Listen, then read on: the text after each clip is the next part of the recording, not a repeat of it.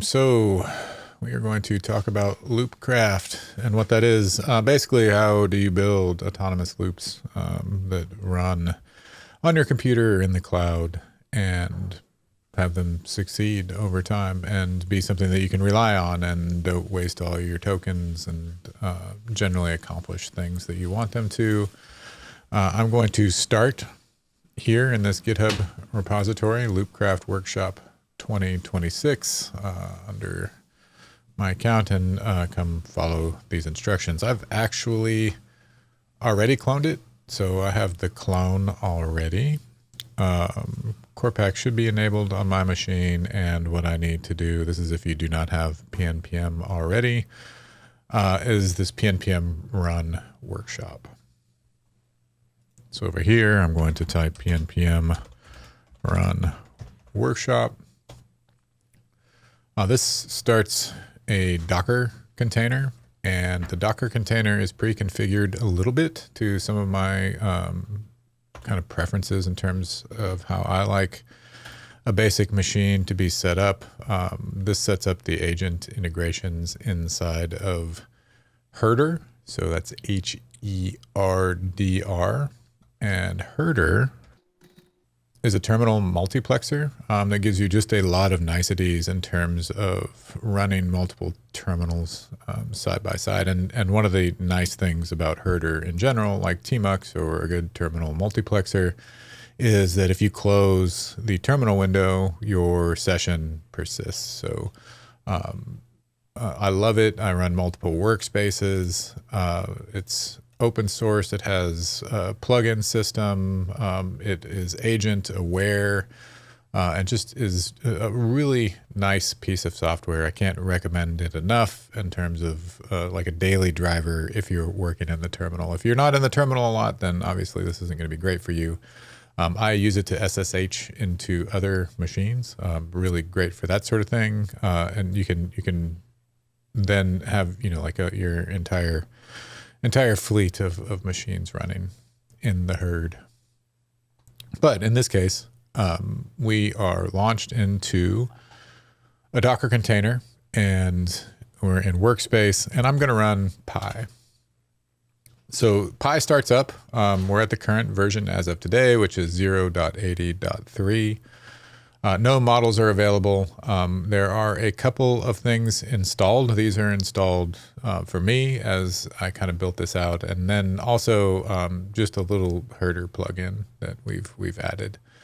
There's some context in agents.md, but as of now, we don't have a model provider. So I'm going to go ahead and log in, and for me, this is going to be through my chat GPT. And I just need to cut and paste that. So I'm going to log into a specific account here.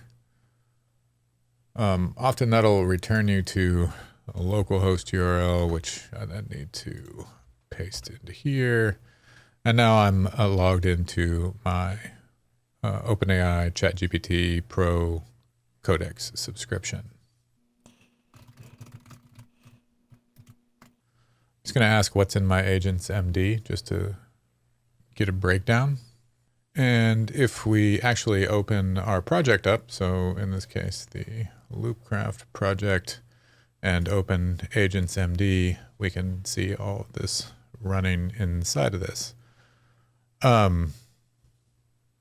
Overall, this looks great. This just has some stuff that's frankly in there for me right now with these beats and milestones and talking about teaching moments and things I can add, like as the person giving the workshop, which is kind of a design thing that I'm doing. And then just give some kind of basic rules about what we want to do. Something that I am generally considering is the thing that I want to build, and what does that actually look like? So when it comes to that, I'm going to jump over and kind of get into design mode and maybe hop into TLDraw a little bit more to think about what it is we want to build. For this example and thinking about loops, one of the kind of loops that I might consider out of the gate is looping over issues, meaning some new issue is created and it is analyzed, and the agent itself decides, what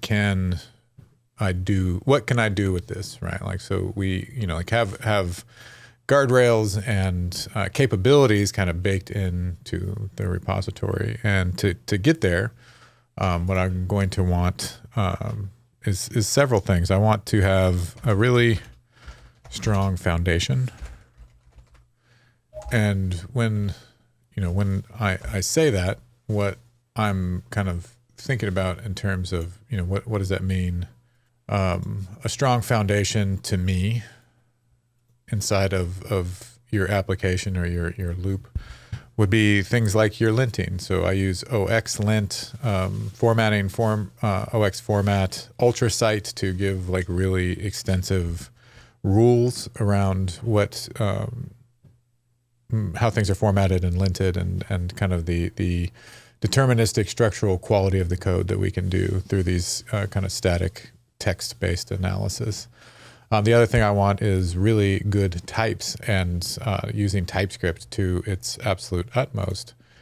And so thinking about Loopcraft and what does that mean? And it's this idea that we're going to apply craft to the software that we build. And craft is something that I consider in terms of craft versus slop. And you have kind of a gradient here, if you will, where on one side of the gradient we're dealing with just an unprecedented amount of slop, and our goal is to reduce and minimize slop to the extent possible. And the way that we can accomplish that is by applying craft to our work. And what that means is just, I think, literally caring about what it is you're building and the tools that you're building.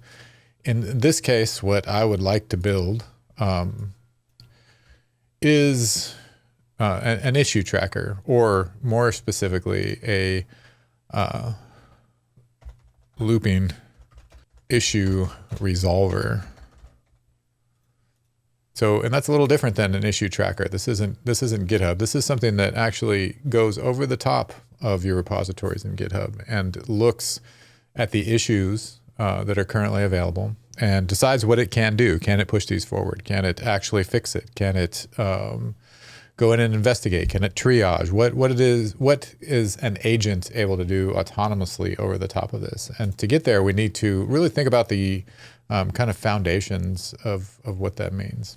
And I think about the foundations at kind of the repository level. So we have this repository that we built. It has the agents, and we've kind of started to apply some of that in terms of these basic kind of general guidelines around that. And these are great. We will use these and use this as a starting point, but this isn't the end point. And for me, the foundations kind of come around things like linting, formatting. So, having the code format and be in a unified style. Type safety is something that I think is incredibly important.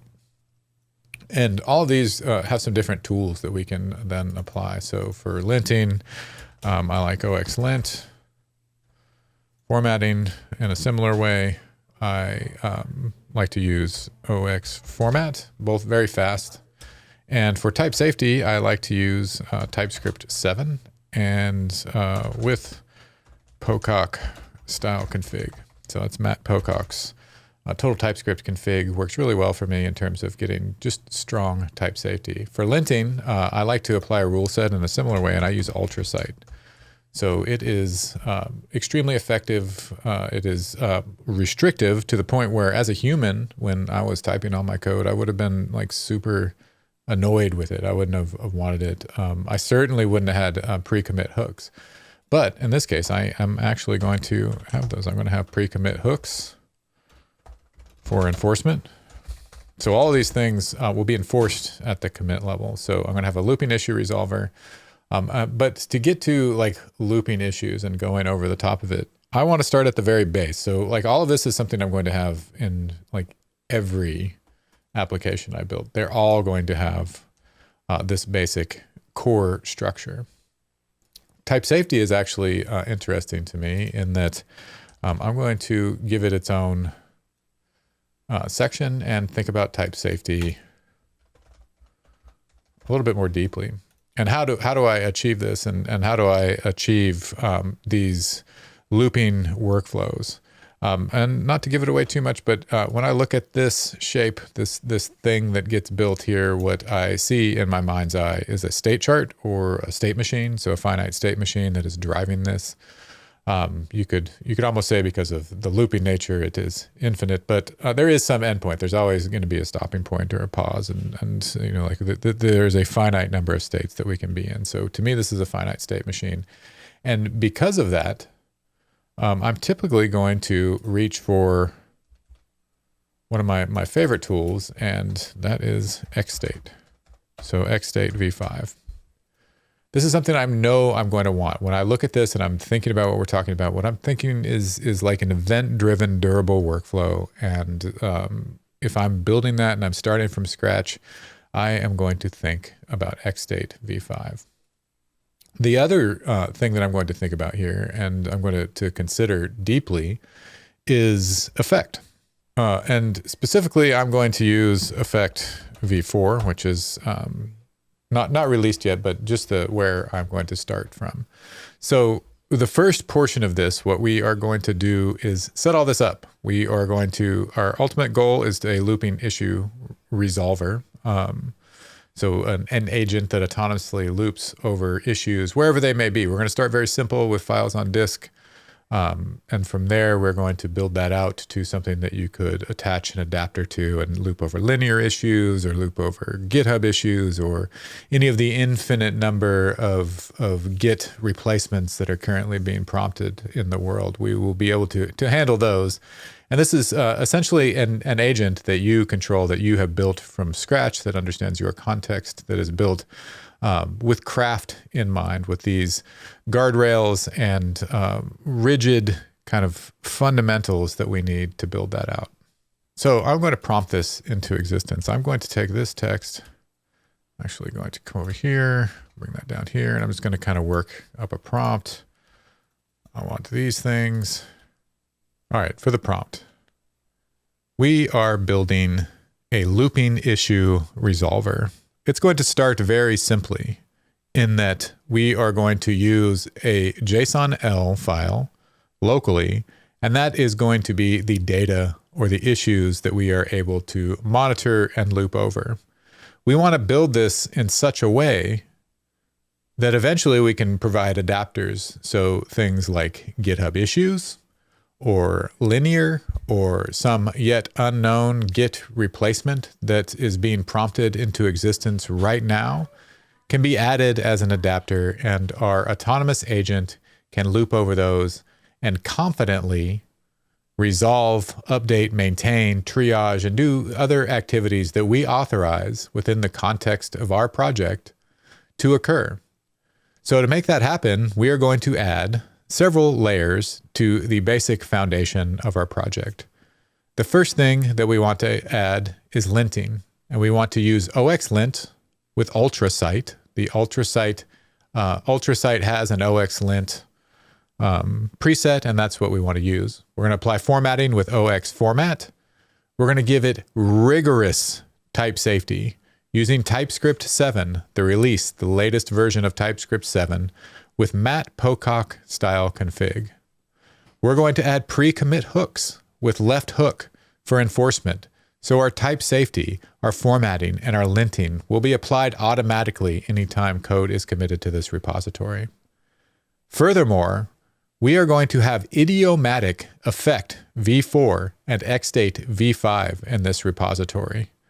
To enforce idiomatic usage of these two libraries, we're going to have a .agents sources folder that we do a shallow subtree clone of each of these libraries into our repository and demand that our agents use that as reference for idiomatic development using these libraries.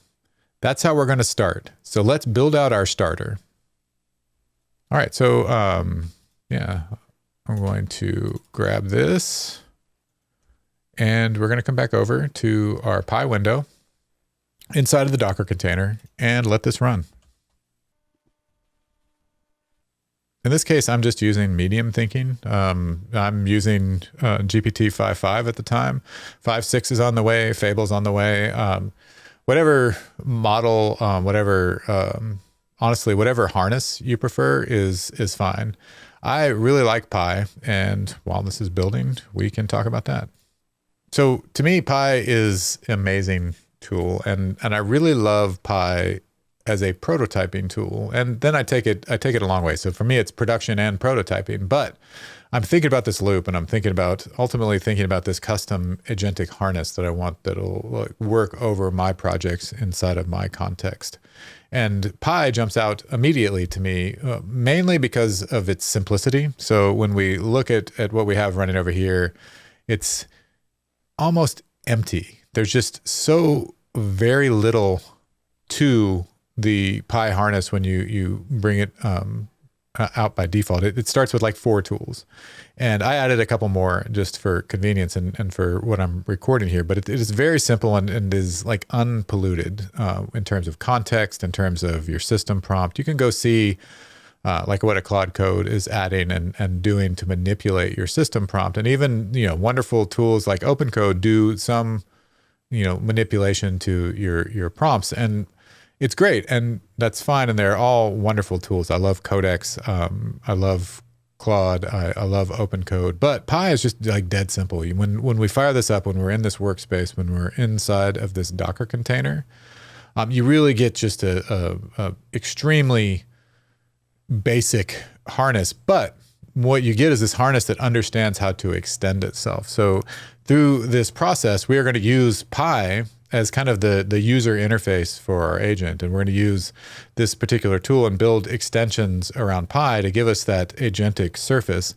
And Pi is amazing such that you can grow it from this basic thing all the way through like full on OpenClaw. That's how OpenClaw was developed, was as Pi as the nucleus, and then extended into what is OpenClaw. And there's Flu from Cloudflare. There's a bunch of these great agent frameworks that are built up and around Pi, and maybe that would suit your use case. But in this case, we are going to build from scratch, and what we are doing, and what you can see here is there are many agent harnesses, but this one is yours. And to me, that is ultimately what is like critical, and to take away out of this entire thing is that this is yours. This isn't built around anybody else's workflows. It isn't built around anybody else's projects or context. This project will be built from scratch by you for the purpose that you need. And in business, there's a lot of use cases for that. If you think about something like Claude Tag, for instance, Claude Tag is really interesting, and it's this Slack agent that understands all of your business context and keeps memory and does all that stuff. And that's fantastic, right? Like it's a really interesting project, but it is not yours. You are renting it. You are sharecropping on Anthropic's land, and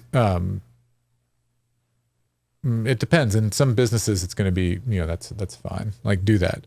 I want to build something where I can change models. I can think about this differently. I have ultimate control, and we are applying engineering rigor to the thing that we are building to the extent that we can. And I'm not, I wouldn't call myself a world-class engineer by any measure, but I can stop and I can think and I can care about what I'm doing. And I'm not necessarily going to spend a ton of time like reading the code in this project, but I am going to understand it. Structurally, I'm going to understand it at the very core, at the very base. I'm going to set it up and tee up these fundamentals so the thing that we build is of quality. It's going to be crafted. It is not going to be slop. It will be prompted. It will be generated. But to, like the best of my ability for the task that we needed to do, I'm going to fight against slop and try to make something that's actually nice. All right. So let's just go see what we've done here. So we have effect, and it's using v4. So because we're using v4 and we are going to be on that branch, I want to make sure that the files that we've vendored in, and by vendored in, I mean .agent sources, effect. I'm just curious if it's the correct library. It actually doesn't tell me here. So I'm going to ask, what version of effect did we vendor into agent sources? So while that runs, I'm also going to look at XState, just check to see what we got here. Also doesn't give me the versions. So we have XState version or vendored into our library. We have effect vendored in. We have a few pieces of code. So out of the gate, we have built a state machine. That's interesting. We have built our initial library. So the index here, which is an effect program. So it's running the effect program, catching any errors. That looks good. I'm going to come look in our agents MD. Nothing added here yet, which is interesting. No custom Pi work is being done here yet. Let's see, we have left hook. Everything looks pretty good. This is something I was concerned about. We're using the effect 4.0 beta here, but we are actually using the vendored or brought into agent sources 3.2.1. We want to vendor the 4 beta and also vendor in effect small. So effect small is a library that's experimental work in core libraries, specifically around effect 4. So come over here and let that run.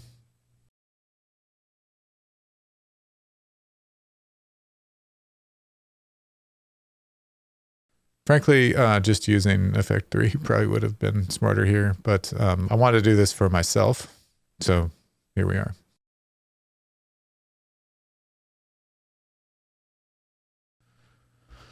You can see when this runs that the checks actually work. So the linting does work. It's finding nested configs. I don't know if that needs to ignore, but as it runs, it will pick up things. I noticed that it's starting to actually test the application, and I think that's interesting. So I'm going to use Control B, V, that's a Herdr command, and just come in here and kind of check this out. Here, I'm going to run these commands myself. So pnpm run check.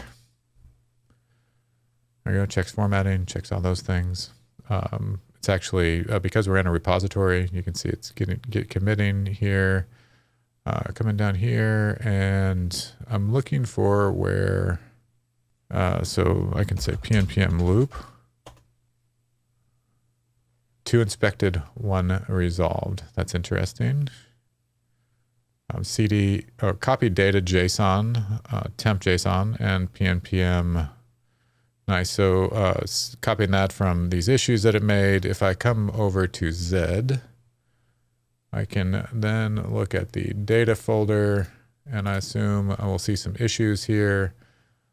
These are JSON-L, so per line, we have issue 1 and issue 2, status resolved, status triage. So it's just making up, like a issue format where we have these statuses and just some sort of basic issue format, and that's great. And as we develop opinions about this, we can change it. But I think what's interesting here is that we already started out with strong typing. We have some principles in play, if you will. I'm going to say Control B and then X for close pane. So that's one of the nice things about Herdr is you get pane management. So you have Control B, so this is your prefix is what they call it. And you can see down here at the bottom, it's prefix. And then V will open a pane to the right. And if you do prefix dash or minus, it does a horizontal. So you can split and do all that fun stuff. So prefix X. It has Vim style navigation too. If you do prefix HJKL, prefix N has tabs. Those are really nice. So you get workspaces tabs and then pane. So you can really split the shit out of your workspace, which is also nice. At this point, like for me, what I would like to see is some sort of visual explanation. And, you know, like in Claude, you have artifacts, and there's a lot of different ways to start to visualize this thing. Eventually, what we are going to build towards is like a Kanban board. So a web UI that shows these things. And to get there, I want to use a piece of technology called Lakebed. This is Lakebed. Theo Brown is making this. He calls it a shitty cloud for shitty apps. And I love this framing because what it says to me is that we are going to use this, but we're, you know, like we understand that maybe this isn't the final production, but we're going to spin this up. And it's interesting to me because it gives you a bit of a design system. It gives you instant two-way syncing, which is absolutely fantastic and fits very well into this specific use case. And it gives us like instant deployment too. And as a bonus, it gives us instant Google authentication. So it's just a really good way to start. And what I would like to see first and foremost is we want to have a summary of the current architecture with diagrams, if possible, so that we can understand what's built so far and our next steps. We're going to use lakebed.dev to build this UI. So let's go ahead and make the summary page with Lakebed and serve it from our local host so that we can view it. The nice thing about Lakebed, and you'll see when it goes in here, it actually has no idea what Lakebed is. I need to inspect it. Is it related? I don't know. Who knows? Let's dive in and see what we uncover. And because Lakebed is built specifically for this, it's going to understand it, install what it needs to, and we'll get something up and running. It's building a Lakebed capsule. It's given us an app, so the architectural summary as an app.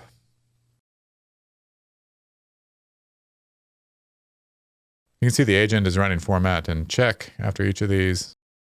It ran into something, so something failed here. I think we can expand that so we can actually come up here and go into what failed. So sorting keys, you know, like this is such a nitpicky thing, like the way keys are sorted, and like it's failing on that. But like it's just a rule, so like do it right? Like so follow the rules, and we won't have to do this, and formatting, and then it'll rewrite those, and just generally we get this more consistent sort of approach. And I'm doing Control O here is what expands it, so you can see it write the whole thing if you are super interested, which may be interested.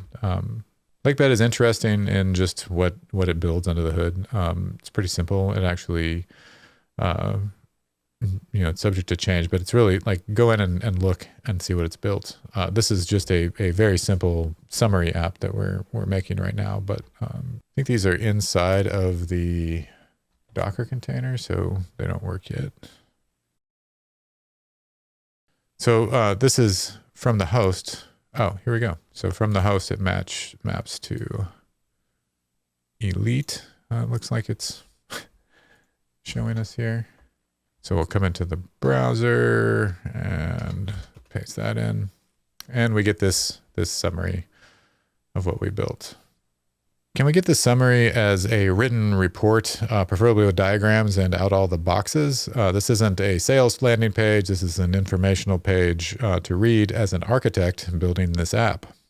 I think this is like the default, and generally speaking, not what I want. I'm going to look at the code while it does this and just kind of inspect what's going on. I think in some ways, if you come over here and you can see it's directionally going the correct way, it's fine. We have an adapter, the make JSON L issue adapter. I already like that, right? Like that kind of tells me that we are building against a domain. That's cool. We have our initial machine. That's cool. If I look at our agents, source references are in here. So agents isn't too huge. It's 40 something lines. So not egregious at this point. All right, so let's see what we got here. It's still shitty. We'll improve this over time. I kind of like so you have it's literally calling these box. The issues, the adapter, the effect resolver, and the persistent issued state. Nice. Loop core, loop lands, not any provider like that. Nice. So the next thing that I want to do is really get into it with this thing and kind of define where it is we are trying to get to. I am going to do that via Matt Pocock's skills. I am not going to install all of them. I believe, let's see. So we'll go to skills.sh. And we are going to type Matt Pocock and look at his whole list. And the one I'm looking for is a new one from him. He has a bunch. I don't know if it is in here yet. Wayfinder. So Wayfinder is new from Matt, and it's a really interesting skill that lets you kind of get into it in a way where it used to be called Grill Me, but he's added some extra planning around that. And we want to do some planning and kind of define the thing that it is we're going to build. So I'm just going to do this. It'll figure it out. I'm going to tell it that I only want pi. Now that I think about this, it might jam a bunch in here. Looks fine. It's probably installing this at the machine level, so I'm not 100% sure where it's gonna put that. So while it's doing that, I'm gonna come over here and zoom out just a little bit. And what I want to think about is something that I'm going to call the vision.md. And vision is something that I think is extremely interesting when you're discussing projects. And vision is, we'll think about it like, what is this project? Who is it for? Who are you? Meaning operator, agent, other. What can you do? Why should you do it? How do we work? What are the rules? So we're going to define this vision file. And this is a looping concept that I learned recently when the kind of the broader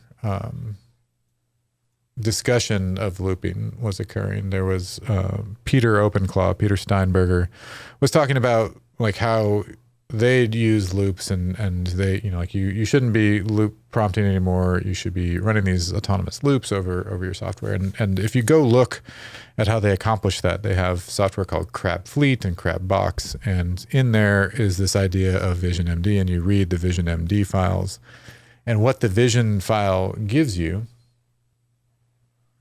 and I'll pull this up for OpenClaw specifically, is right the current focus, priorities, next priorities, contribution rules, config compatibility, security, plugins and memory, skills, MCP support, all this stuff, why TypeScript, what we will not merge for you, kind of this general feel of the rules around this project. And if you come in here and look at all of these, right, like within the OpenClaw organization, you see these vision.md files appearing over and over again. And then they appear inside of their looping mechanism. And the looping mechanism actually reads this file and uses it as an understanding about what it is. So when we think about our projects locally, we think about agents.md and claude.md, and that's the scope, like this, that's the repository or this current context that you live in. And if we add a vision.md to this is for external entities. So like agents that are looping over the surface of our projects will read the vision first, and they'll read agents.md, but the vision not only internally like helps and might remove some of what you would normally put in agents and put that into the vision, but provides external agents with the guardrails and rule sets that they will follow when they are acting over the top of this repository. So what I actually want to do is build out this vision. And to do that, I'm going to quite literally take this search, and we're going to come back over here. So Wayfinder is installed for Pi only. So I'm going to reload, so that will reload it. So I'm going to use Wayfinder, and I'll say, we want to define a vision.md file for this project.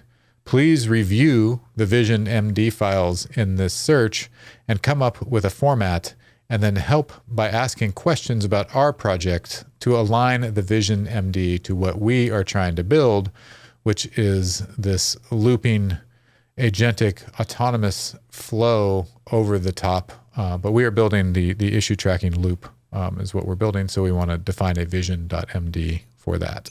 And I'll paste in just that search. So with Matt Pocock stuff, he's had the grilling. So the grill me skill, grill with docs.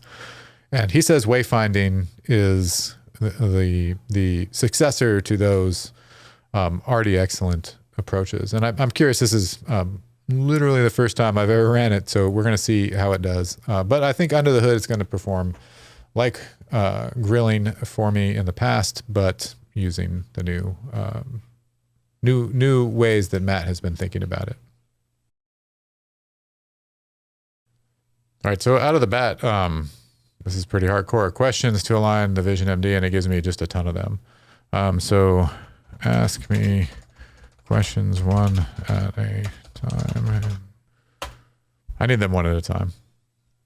I think this project is somewhere between all three of these, in that when we are building a local first issue resolver that lets agents safely triage, act on, and update project issues, but we're building that as the prototype. So we are building that, and we're going to build it pragmatically, and we're going to use the local JSON, but we're quickly going to move to a database to where our issues are going to be tracked, and we're going to build what almost looks like a GitHub issues clone, and we're going to do that with Lakebed.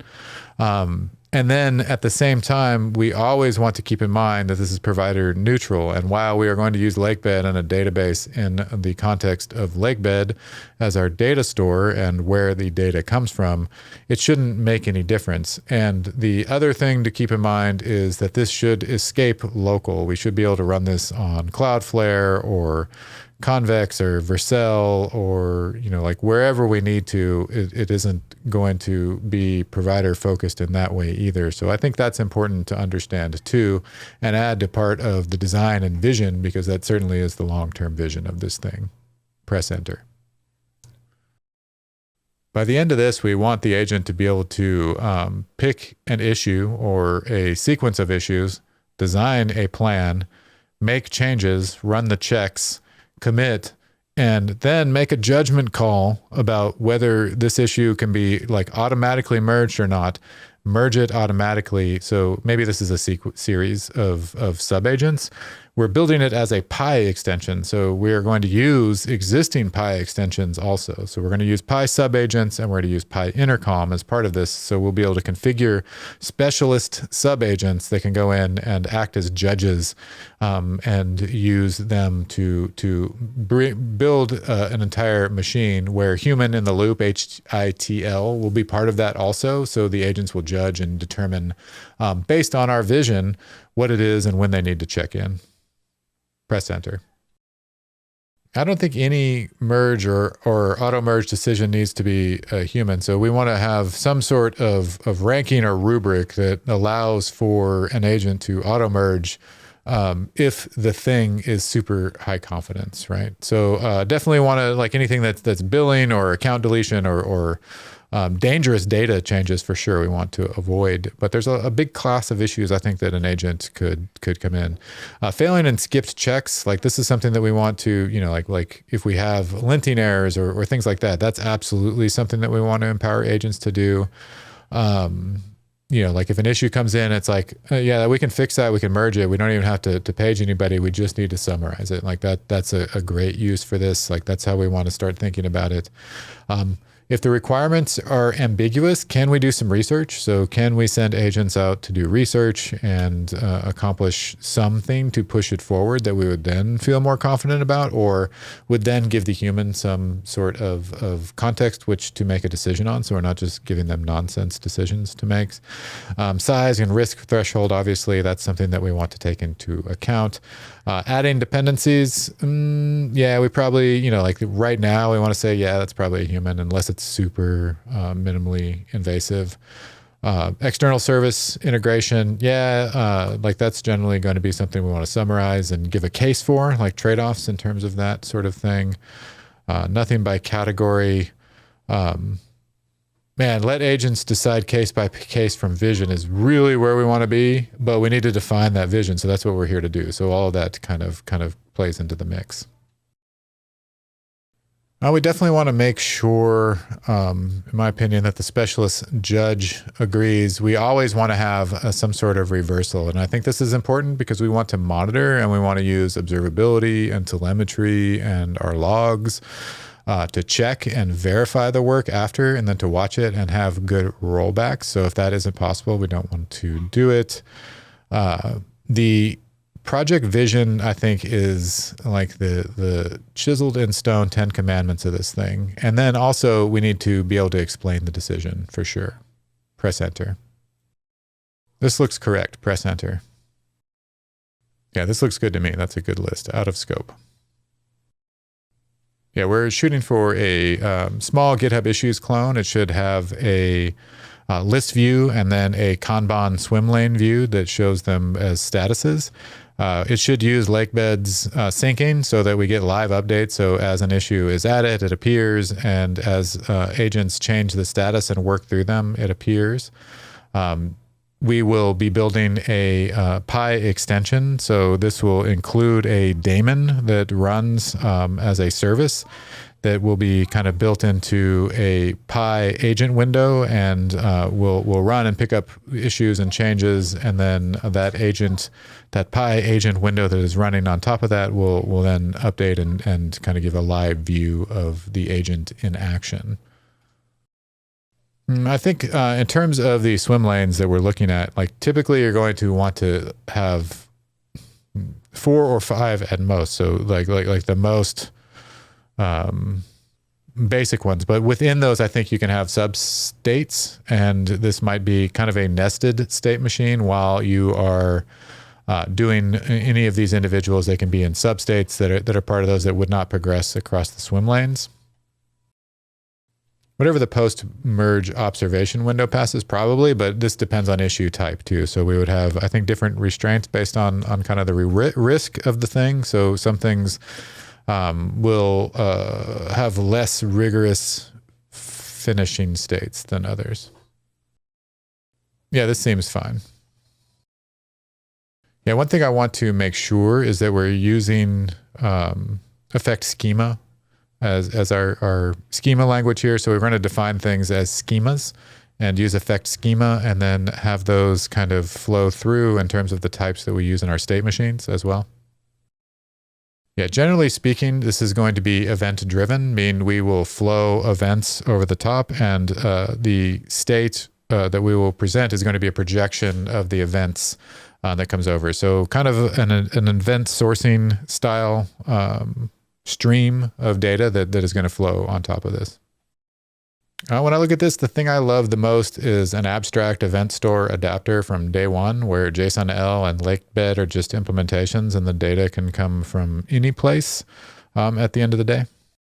Yeah, 100%. We want a thing where we could put in, say, Vercel's Eve framework, or Cloudflare's Flu, or Think, or agents SDK, or whatever as the agentic harness or substrate here, where Pi and these extensions that we're going to use and build around Pi are just an implementation detail. So to the extent that we can make that happen, I think we should, though Pi is going to be our first area of exploration. Yeah, this looks like a pretty good priority ordering for the current goals. I think JSON-L is fine for now as long as we know what we're working towards. And I think one of the most important things here is that we want to dog food the issue tracker to build the issue tracker. Yep, that's exactly what I was thinking. This looks great. All right, so we went through all that and, you know, like gave it the examples from OpenClaw. So it like knew just from that context kind of what it is we were looking for, and then gave us this series of questions. And we go through that and it's decided it's got enough and we can write this vision.md. And I think it's going to be an interesting read. And this is something where like taking the time now to go through and then read the vision and hand edit it where needed is also something that we can do. But the grilling is just a way to like get that out. And like, this is where I really, truly love voice transcription, because you can talk and you can like dump a lot into there, like going beyond and kind of answering and just narrating to it what it is we're looking for. So I'm going to come actually and open Zed. And the vision exists in our project. Loopcraft is a local first, provider neutral issue progress loop that lets agents safely triage, act on, and update tracked project work. Let's see, product goal. Looks great. Pick an issue, record the evidence, rationale, rollback. That's all fantastic.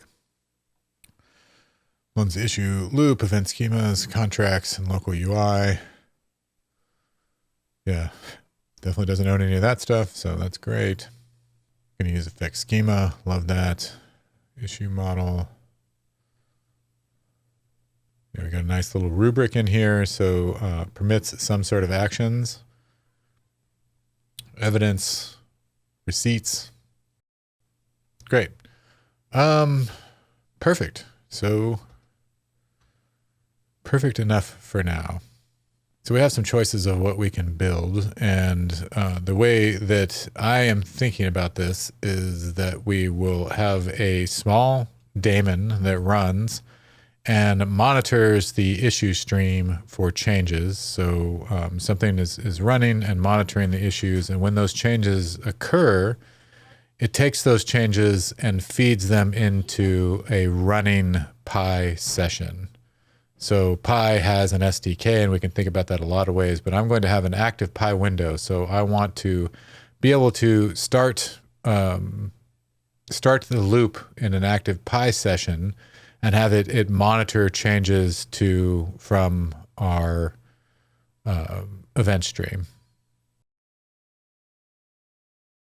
I think it's going to be started and ran, at least initially, inside of an active Pi session. So I will, in effect, split this window and run a sibling Pi session in the same context that will then use an extension to start a monitoring daemon under the hood that will communicate through the Pi SDK or whatever we want to do in terms of Pi extensions.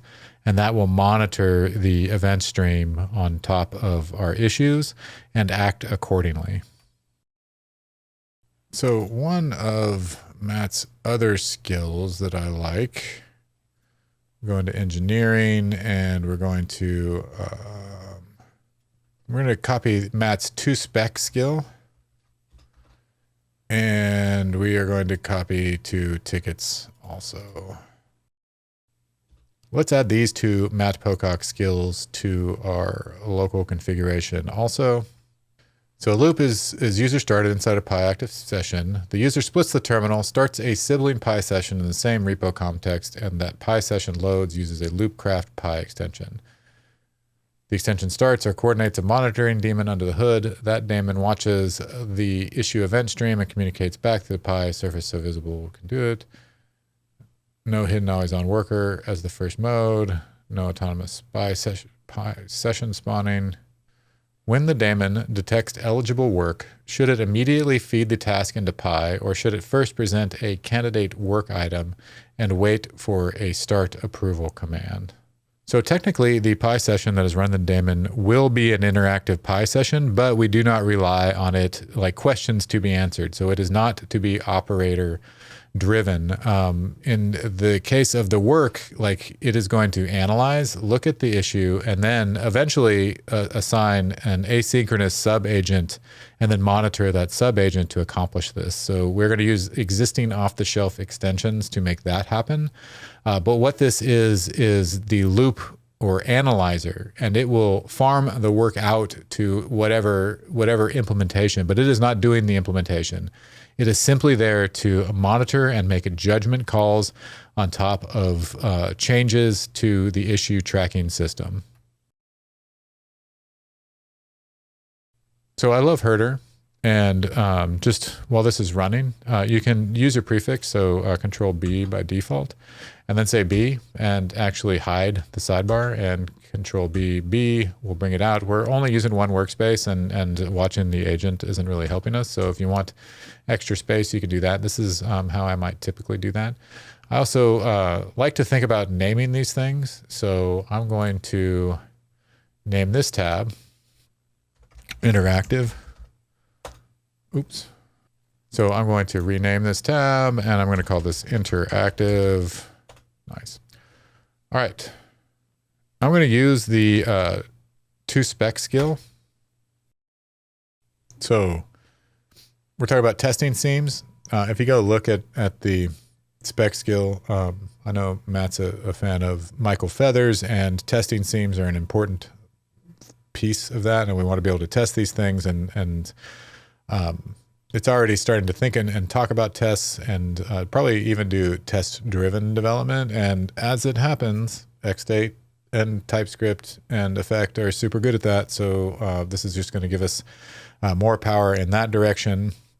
Wants to build the event store adapter. Great.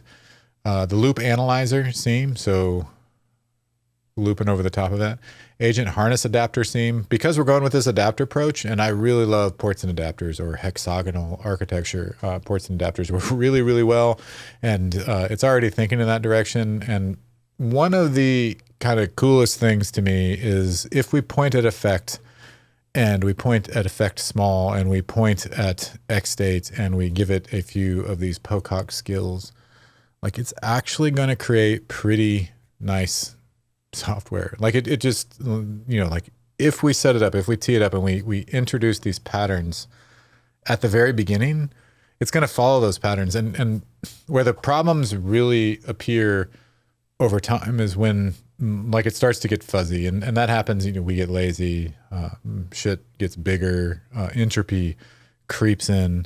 But if we keep it tight, and we keep it tight as we build, you can actually get a good system out of this, something that you can rely on, that'll be well tested, that you can actually maintain over time. But that's on you. And like that fuzz at the edge is really like, and sometimes it just doesn't fucking matter. Like you can let this thing go and create something that's super fuzzy. You know what I mean? Spaghetti code is not a new term. That's been around for a long time, and you can create that still, and at unprecedented quantities of sloppy fucking shitty spaghetti code. That's you know, like your kind of decision to make at this point. And you know, like the extent to where you look at the code is like the craft, right? Like it's like the sandpaper that's rubbing the edges down. And I think a lot of projects, it doesn't really make a difference. A lot of projects it does. So, you know, like you have to decide what matters for your project, the stability that you need for your users, and kind of the architectural decisions you're going to make up front that then give you that stability longer term. Yeah, this spec sounds great. I need to actually give it some better guidance here. So I want to use a couple things. We're going to use Pi subagents. This is an amazing library. Nico builds the coolest stuff. Strong recommend. So we are going to be specific here. The other thing that I really love that Nico has created is Pi intercom. I can't recommend going like through this list and just seeing the potential of what you can do in terms of Pi. I think he's done an amazing job of showing kind of conceptually what it is you can do. And these are Pi subagents probably has the most. It's great. These are specifically the existing extensions that we want to install locally into the project. So .pi, our local project.pi is going to have these installed. I'm going to check something. So just to go look and verify, TypeScript 7 is the release. So that's awesome. I noticed, and we can come over here and just kind of dig in. We have docs and specs. So you can come in and read the spec, and you can see the user stories that it's created. So like, honestly, quite extensive. They're small though. They're all like single line, single sentence even. And that's the deal. They can be pretty small. I think that's fine. So I'm actually going to control B for my prefix and V to split this. I'm going to get another Pi window going, another pane. Name this one agent loop. Rename this one operator surface. Looks like skills. So it looks like we have some extensions and skills loaded already. Let's make sure we're all good to go. Reload over here as well. All right, and we're going to use the 2 tickets skill here. And let's dog food our tickets and use our system. Also, we can note that we started a new pane, and the agent loop pane is open and has a Pi running, and that's where we will build and run the actual agent loop that is going to be monitoring and making decisions over our event stream. And we're going to use Herdr to manage and interact with the pane. This is a really a cool thing when you're using Herdr or tmux or cmux or any sort of terminal multiplexer that has a good CLI. Herdr has a CLI, and your agent, so Pi in this case, can use Herdr, right? Like it's just a command, and it can get a list. It can list the panes. It can interact with them. It can read. It can get output from them. So like, for instance, you can run Claude code in another one and have Pi in one and say, hey, go like run some prompts in Claude and get the output from it, or whatever in these panes, and actually run like subagents and panes if you wanted to, for kind of like a budget system. It'll be interesting to me to see the extent to which we can prompt this into dog fooding. It's part of our, it's like, it is the vision, but does it actually do it, right? Like those are 2 different things sometimes.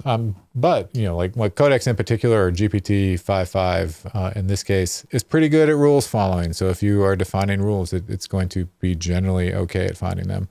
One thing I am noting is that we are pushing well outside of what Matt Pocock would call the dumb zone, and we're getting, like we're maxing this out and kind of have to make the decision, do we compact or how do we proceed as we start to fill the context window.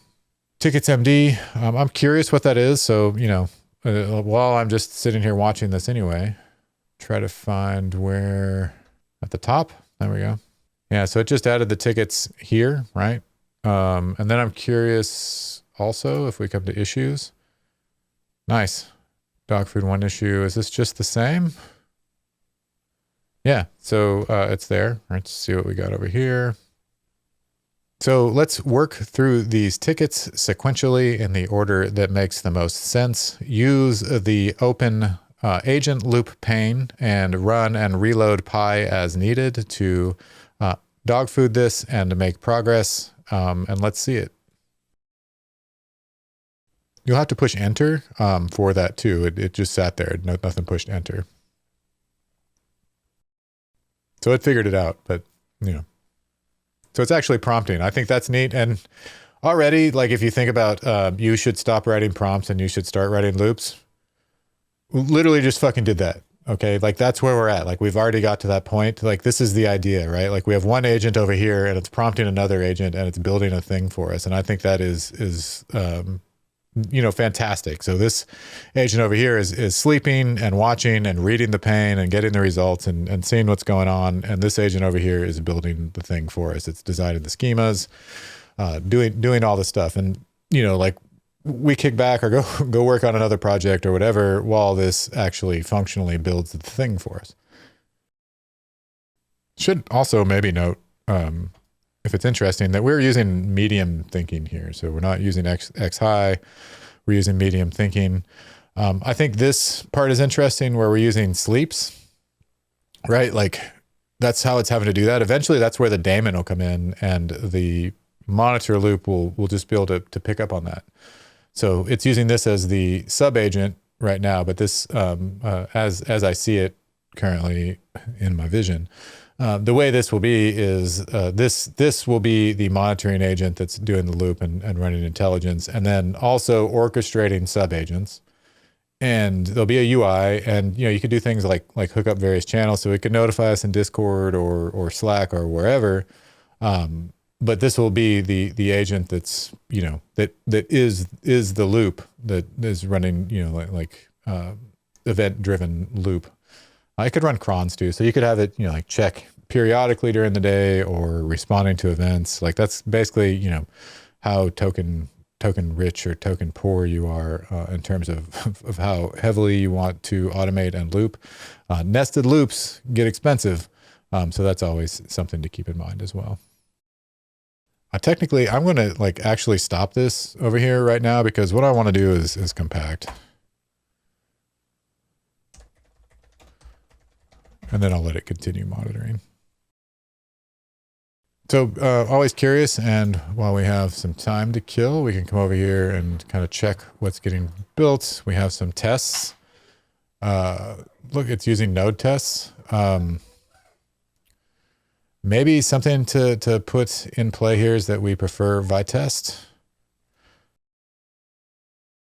I do think it's cool that Node comes with its own testing framework now. And you know, like honestly, it's probably fine. I just know eventually that that's what I'm going to want. So might as well kind of nip that in the bud. And that's part of the thing. Like that actually, frankly, would be something that would have been great to like specify up front, like when we did that initially, instead of waiting till now to discover it. But we discovered it and honestly only discovered it because we're looking at the code. I gotta say, like Effect makes tests and like error handling and that sort of stuff just extremely nice.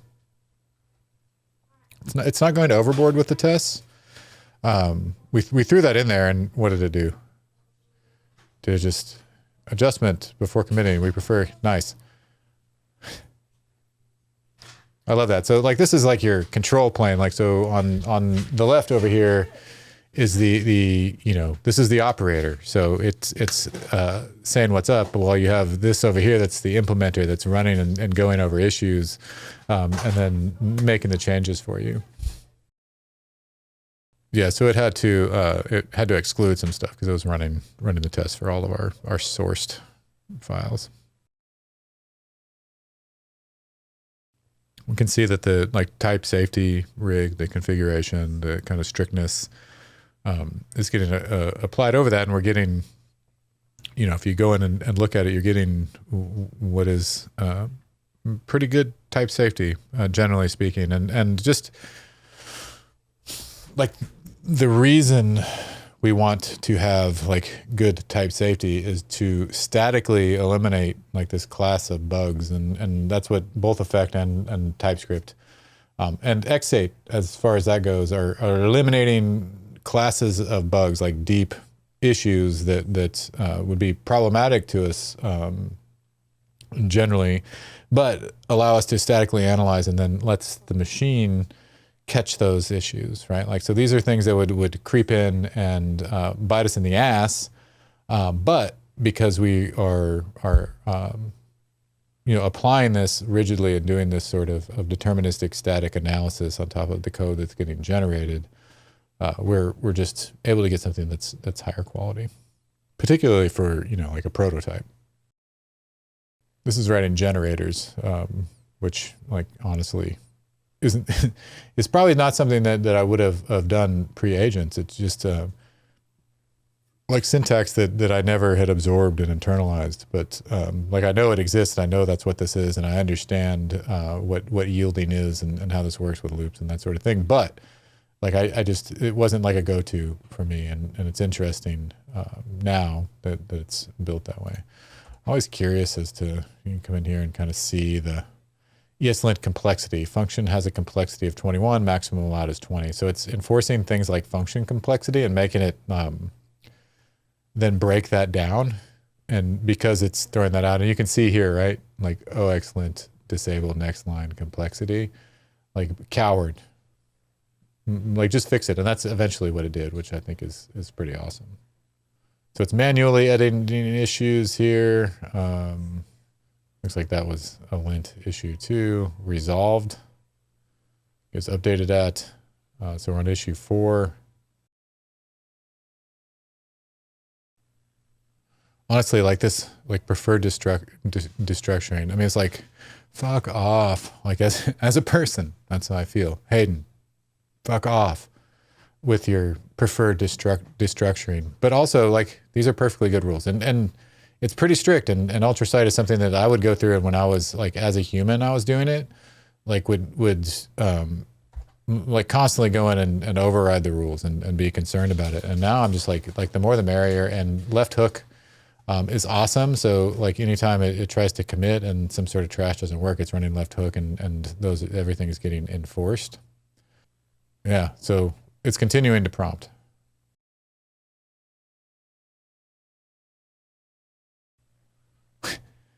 It's literally giving kudos to the other agent.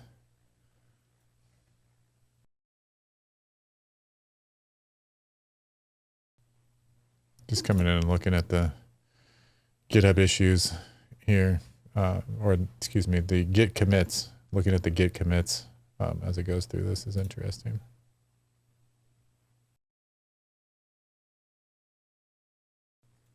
So one thing that we want to make sure of is that we are applying agentic intelligence over the decision-making process and not running it through simple deterministic logic gates where that matters. The deterministic logic gates might be appropriate sometimes, but I don't think they'll be appropriate all the time. And we are leaning on intelligence for making those kind of decisions.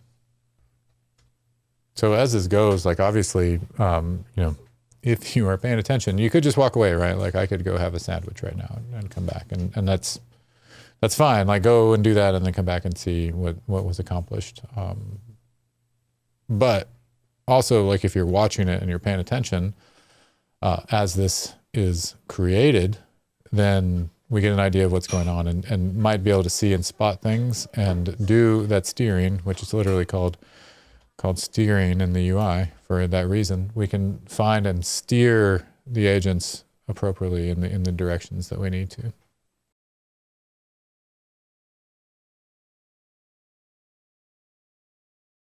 So now it's started to build the Pi extension, and that's interesting to me, just to kind of look in on what it's doing.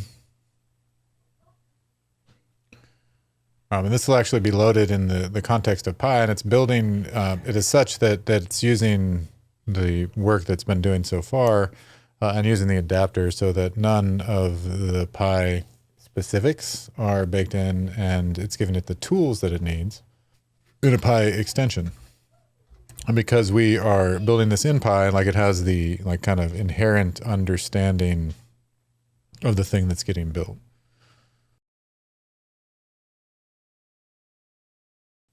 So I would assume now this means that our Loopcraft monitor is available and can be started, and it'll be curious if it'll actually start it. It looks like the extension actually got built. Can we start it in our agent loop pane? With Pi subagents, generally speaking, we probably want to disable all of the default agents, which is a configuration option with that extension.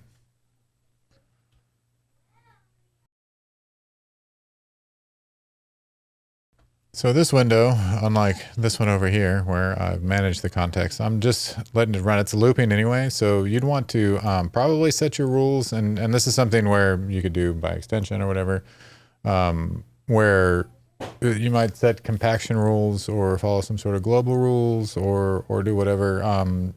Generally, I've done okay. So like it's like that was pretty quick. And like it's picked it up and should keep working. So it depends, and this is like maybe a preference, and it's definitely something that's configurable. And like what kind of results are you getting if you just let context roll over? But because of the nature of the agent loop, like we're not manually compacting for sure, so it needs to like that's kind of like a deterministic rule based on the percentage of context that you're using at any given time.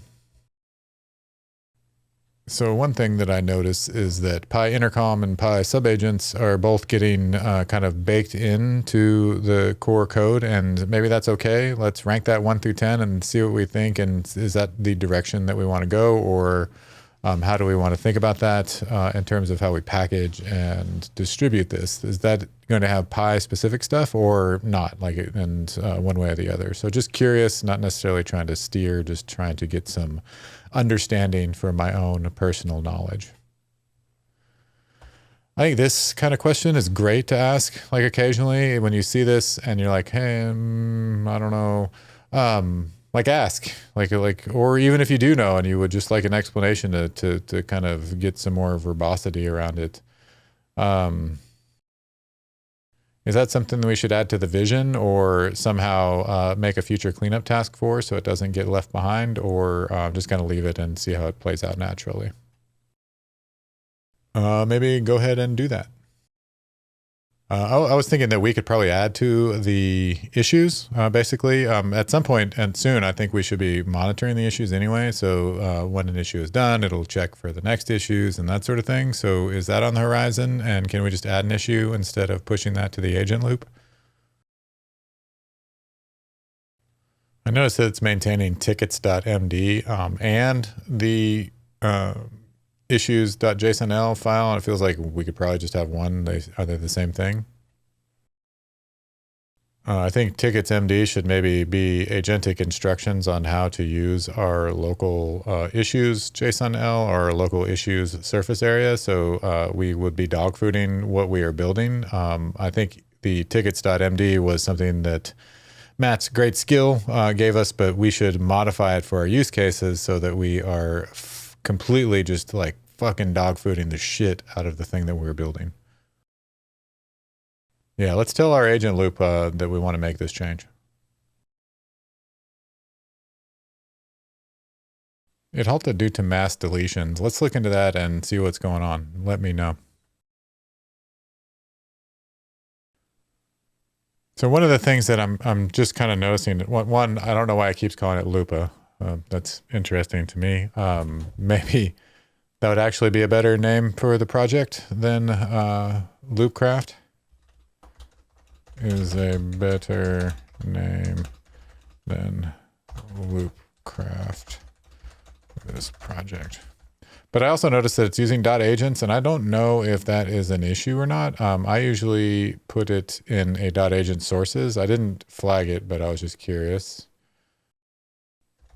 Generally, I track agent sources as subtrees and shallow and check them in with the source. So I think that it feels like we should be getting to the point where we can start monitoring this. So we have a choice. One, we do the UI. We don't have to necessarily implement these in order. So we're trying to pick what makes the most sense for our next steps.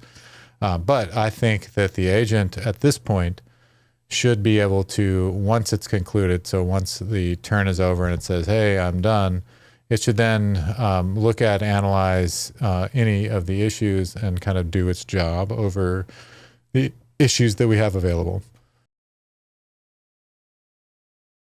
All right, so let's pitch it an event and tell it which one to pick up next. Oh, Whoa, look at that. I don't know. It might be broke, but it's doing stuff. Looks like the event keeps getting processed over and over and over and over and over and over and over and over and over again. So it's still running into issues. I'm just going to paste this back in here. Kind of wanted to like just figure this out for itself. It's still presenting the Loopcraft monitor over and over again. So the UI, whatever in the background, the extension, whatever is doing it is presenting it. All right, it has stopped and the operation got aborted. So it looked like it got escaped too. So we should kick it back in and have it continue.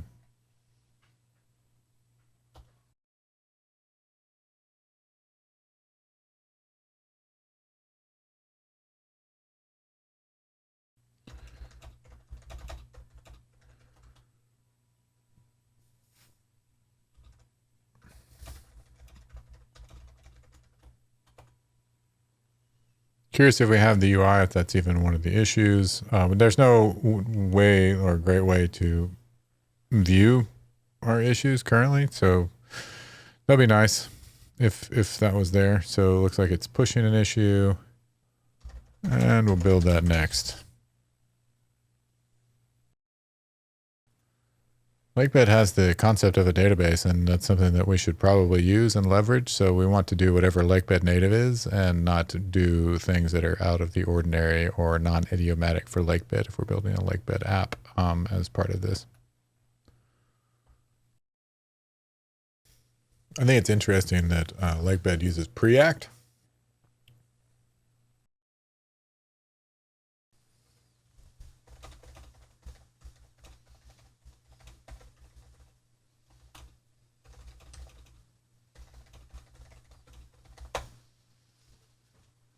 All right. Let's see. There we go. I'll pull that out.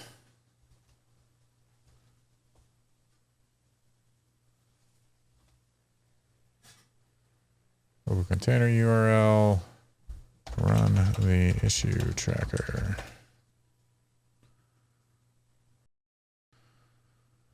There are no issues actually in the issue tracker. If you want to use agent browser and install it, you can check for yourself. We should populate the database, I would expect. Press enter. All right, we have an issue tracker. I don't know. I doubt there's something that we can drag and drop. I don't particularly like the style. I actually had a version of this that I might now go find. Let's see. I'm going to look in my repositories. Come down here. And inside of Surface Lakebed. I'm going to use this as a reference. Just can we use this as a ref?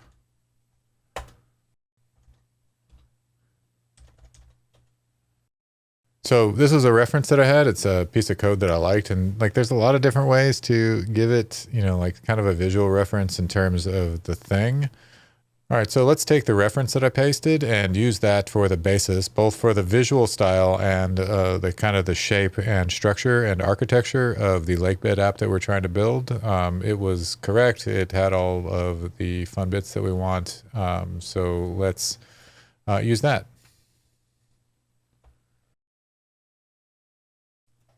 I'd also really like the issue tracker to be started and monitor. So when we finish issues that we would just pick them up automatically and I don't have to kick it every time. It should be behaving like a looping issue tracker at this point, I think. And that means your job is to then monitor it and make sure that it's behaving like an issue tracker and to file issues over the top of it and keep it operational and running. So we can run any commands that we need to kickstart the Daemon or whatever needs to occur in terms of our Pi extension to keep it running. I went ahead and started the Loopcraft monitor manually. Is there anything in the system that actually sends events at this point or no? I believe that we've moved to the Lakebed issue, not JSON-L. I mean, it depends on which adapter we're using, but we're using one or the other, not both. And what that generally means is the JSON-L one's probably like a testing fixture that we can use. It's not totally useless, but something that we probably wouldn't generally use in favor of a database adapter. So the idea for me would be that this pane that we're in, the operator service, would be where we would do this kind of interaction and create issues and make them priority, and kind of do the operator grooming of the backlog. So we'd create this issue that we're talking about, and then file it, and then that event would go through the system. Once it finishes up its current issue, it should then look over the backlog and make some determination of what the next priority issue should be, not necessarily doing them in order. So there's a prompt or a sub-agent that does that, kicks that over to in progress. It should do them in parallel as needed, so using sub-agents across the board. So all of these things should then be filed as issues, and it should be sequenced as such that eventually it's going to pick it up and just start working and doing this workflow until the issue backlog is empty. Or alternatively, that the issues all need some sort of expansion or human intervention. All right, this is looking way better. We're not getting any issues yet, but this is what I was hoping for in terms of style. Nice. So now we're actually getting issues, at least these ready ones. So they're ready.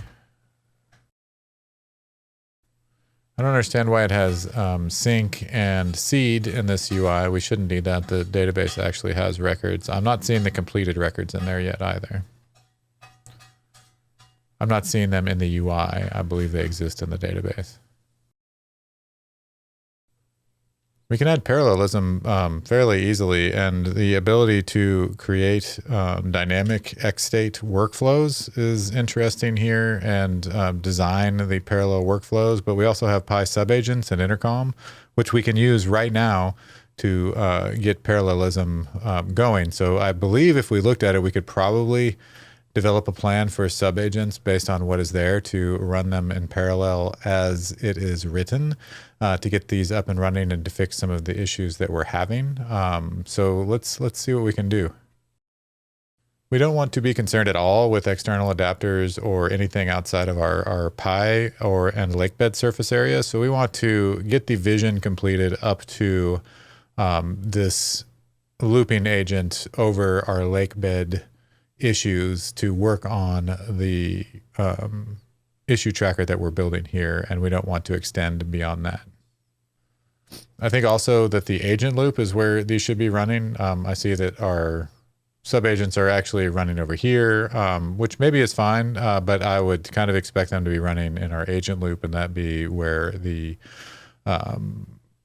agents and Loopcraft agents are running in general. So this is actually Pi intercom here, and they're sending intercom messages back and forth, which is kind of fun.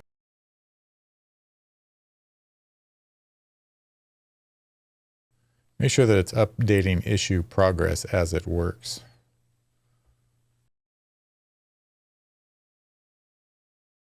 One thing I would think is that our Pi extension would actually have the tools necessary for our agent and looping to communicate and to update and to choose new issues and to do all of that stuff. Like, we should have that on both sides in the extension to manipulate issues in whatever our current data adapter is.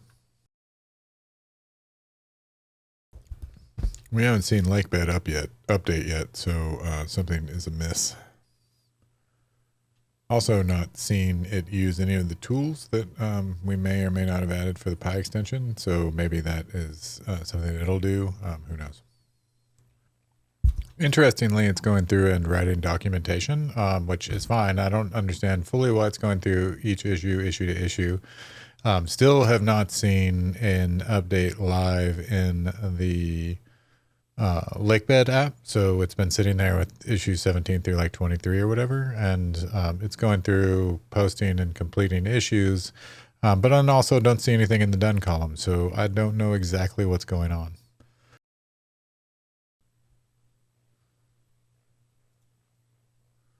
Oh, shit. Now we go. All right. Love to see it. So, yeah, that did it. So that instantly updated everything. So I would like to see issues flowing through now. So if we need to like make some new issues to push in there, but I want to see the loop going. We should have everything that we need to monitor it. And then update, and then when a loop or an issue is finished, to check to see if anything is available and design, parallelism, all of that fun stuff. It should be there, so let's see it working.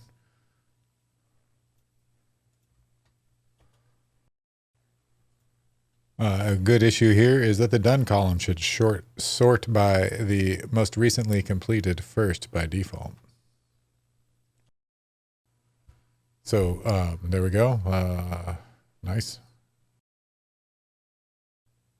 Interesting. So I'll be able to do it from the UI, I guess. Interestingly, issue 18 is something completely different. It says that it's about making the UI an operator surface, which is fine. It wasn't necessarily in our requirements, and I don't remember creating that issue.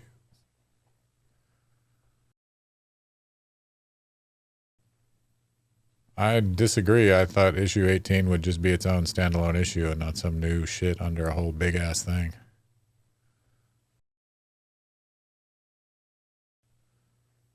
From everything I can tell, there is no actual events flowing through this system. Prove me wrong one way or the other. Feels like there should be logs we could look at, but yeah. Nice. It actually picked up a ticket and did it, so that was great. Create issues for the issues that we found.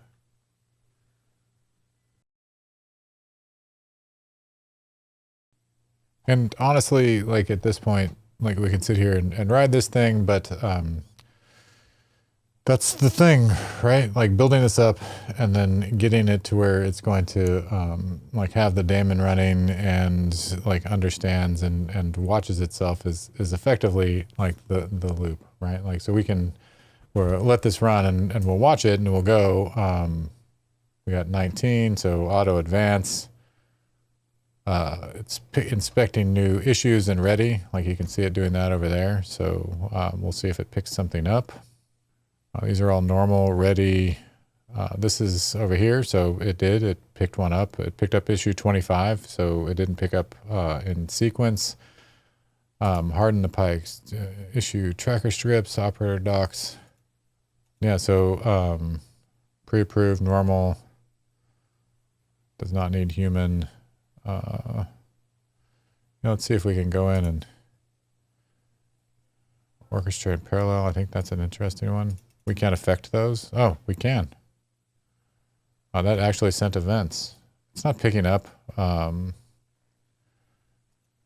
monitor still says idle, even though I did an event and I saw that it sent some events, but I think our monitor that is actually in the agent loop that's running may need to be stopped and started again, or it's listening to the wrong something or other, or something's wrong with our event bus. So that might be an issue that we put in there to investigate and make sure that that's running. Though I think this panel here probably needs to run the Herdr and make that actually happen. I don't think it can do that for itself. Also, I thought we had something where we had expanded the extension so that we could then submit issues based on the extension versus having to write these long Python-y scripts every time. It added a big debug panel in the middle of it, so it kind of ruins the Kanban board, but it's fine if that's what's needed. The events should be monitored. I would expect them to be monitored by the actual Pi extension also, because we have that going over there, and it says Loopcraft monitor idle, node new events, process 0. So nothing is actually flowing through that. So I don't know if that extension needs to start or stop, or what would happen to make that go. So it's picking up issues. It's running through the stuff.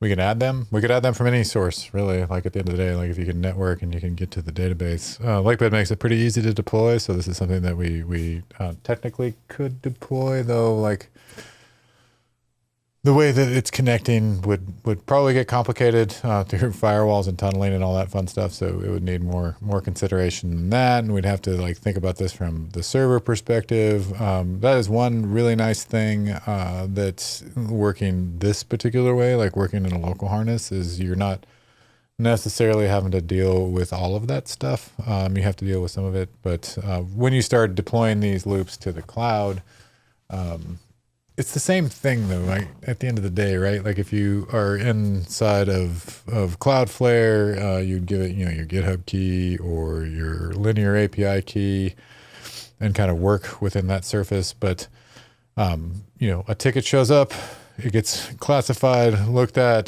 categorized, processed, complete, right? Like boom, boom, boom, boom. If it needs attention, it needs attention. And then we can, like you can come in and advance it that way.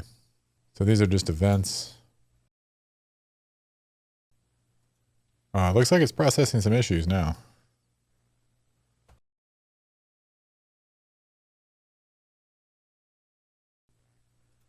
Interestingly, it picked up and moved some already process issues. So maybe it was went and grabbed a bunch of them just because of the events, like the events all got processed, which is like kind of an issue in of itself. Like I think we would need like the event. From just an event-driven perspective, like how would you handle that? They've already been processed, and they have subsequent events that would probably say they were processed, but then it went through and kind of ran everything through the monitor, is how I'm kind of looking at it.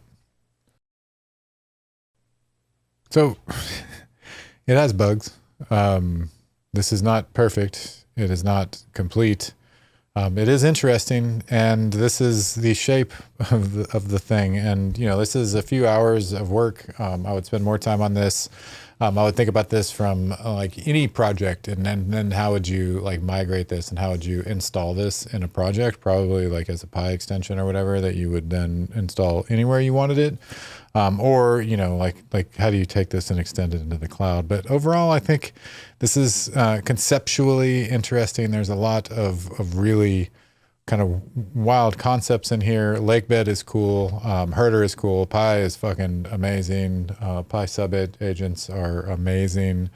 And you put all of this together, and you legit see now there's this fanned out multi-agent. The one thing that I did not get to here that we're not seeing is thinking about these dynamic workflows in the context of XState. The XState machine didn't really come into play here, but like the way I think about this is instead of doing whatever it's done, it would like come in and at the end of it, when it becomes idle, it would then create a dynamic XState machine to process the issues. So it would go through and process them and think about how to parallelize them and then run that. I don't think that's probably very compatible actually with Pi subagents.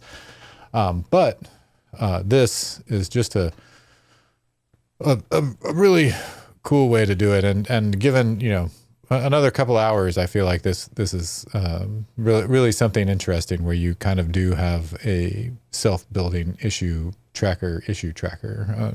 Anyway, so hopefully you got something out of this. Thanks.